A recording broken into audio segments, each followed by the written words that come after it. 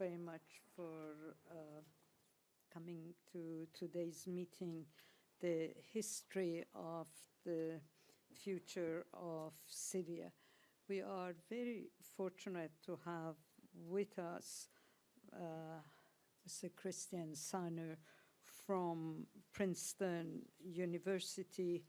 He is the author of Among the Ruins, Syria, Past and Present, which you can purchase after his presentation.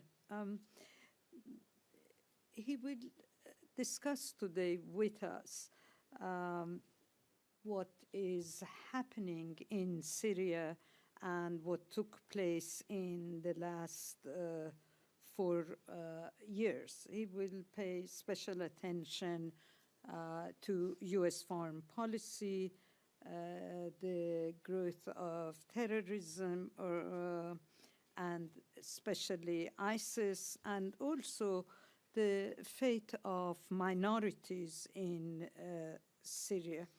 Mr. Sahner is a historian of the Middle East, and he spent a number of years in the Levant, I believe the last 7 years.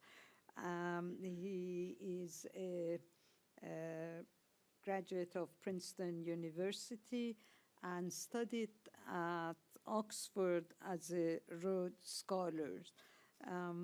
He has written for the Wall Street Journal and the Times Literary Supplement. For those of you who are frequent visitors to our meeting, know that we try and reach out to new experts, new faces, new ideas.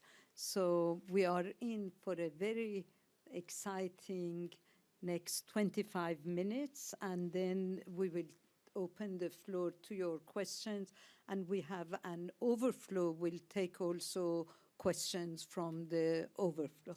You have the floor. Great, thank you so much. Thank you all for coming. It's nice to be here. I've admired the Wilson Center at a distance for a long time, and it's a thrill to finally be speaking here as an author.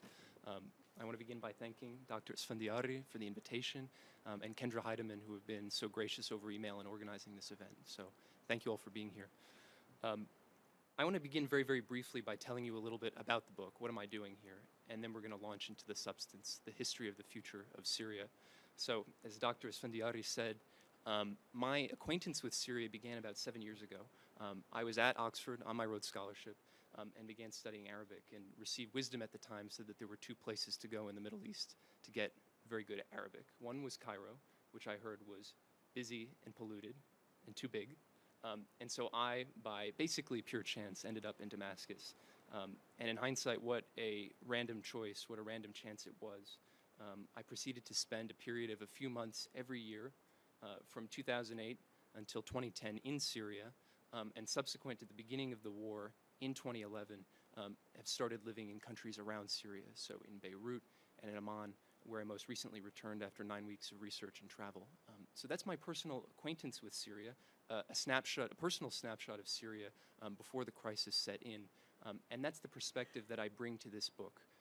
I write not as a policy expert, not as an expert per se in politics, but rather as a historian. And I wrote the book with 2 intentions in mind. The first was to expose to readers a sense of the deep and extremely rich history of Syria, precisely the deep and rich history of Syria that I felt was being neglected. For although despite dominating our world's newspapers in a way unlike ever before, I felt that the 1,000-word op-ed, the 1,000-word newspaper article could not capture the true depth, could not give a true picture of the real historical currents that were in many ways culminating with the events on the ground today.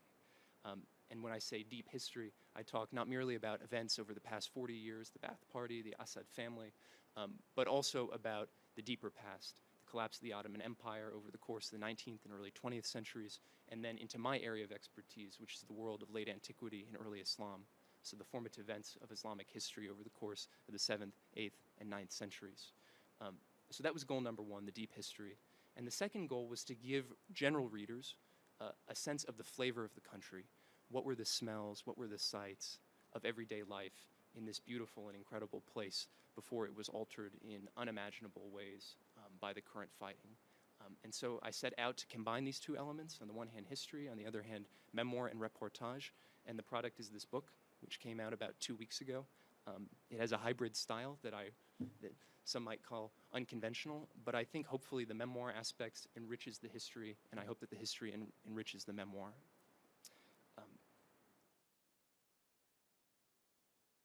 So in the process of writing the book, I racked my brains for conversations and experiences that I had in that period of calm before the start of fighting that in any way could have anticipated what came to pass. And there were many, many snapshots, many memories. But I want to begin my formal comments by just reading to you a brief conversation I had with a friend. This was in a cafe in the old city of Damascus, and we were discussing the election of President Barack Obama. This was the summer of 2009, a mere few months after his election, and we were discussing the historical significance of having an African American in the White House. So to give you some background, my friend is a Sunni Muslim, extremely well educated, curious about the West, curious about American culture, but also extremely Syrian. So he had this to say on the topic of diversity in our country and the topic of diversity in the Middle East. As an American, he said, you like diversity. You have all these races and ethnicities in your country, even a black president. But what if diversity in my society isn't the same as diversity in yours?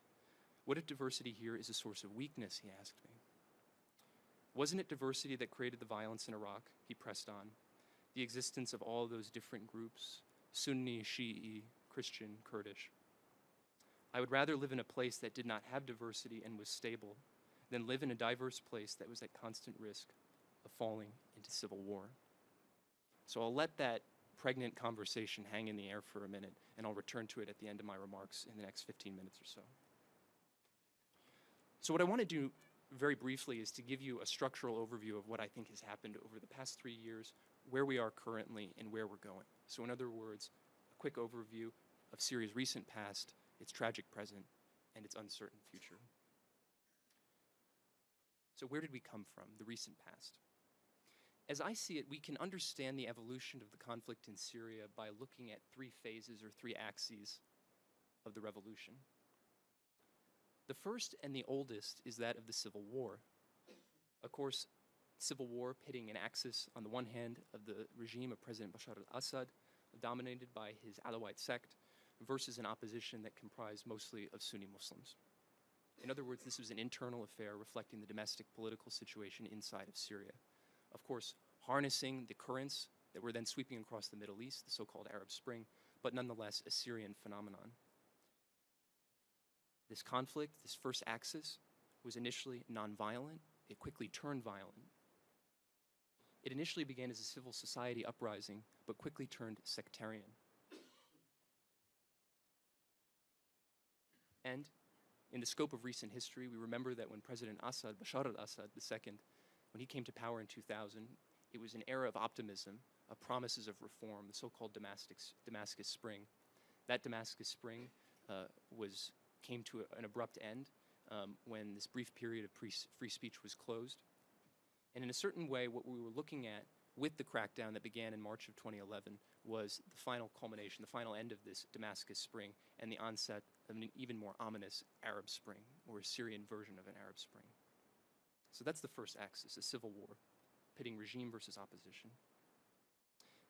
The second axis of the conflict, the next evolution, was the development of this internal civil war into a regional proxy war. And here, the axis that is important to consider and to remember is, of course, that between Iran on the one hand and Saudi Arabia on the other. So, in other words, staunchly Shiite regime in Tehran versus Saudi Arabia and a constellation of other staunchly Sunni regimes based primarily in the Persian Gulf, but drawing in Turkey and other countries. And along with this regional axis came smaller powers. On the side of Iran, Hezbollah and various Iraqi Shiite brigades. And on the side of Saudi and its allies, groups such as the Muslim Brotherhood, Al-Qaeda, etc. So that's the second layer of the conflict. The third layer of the conflict was what I like to think of as a renewed global Cold War. And here this draws in conflicts and conflict zones in other parts of the world well outside the Middle East, notably in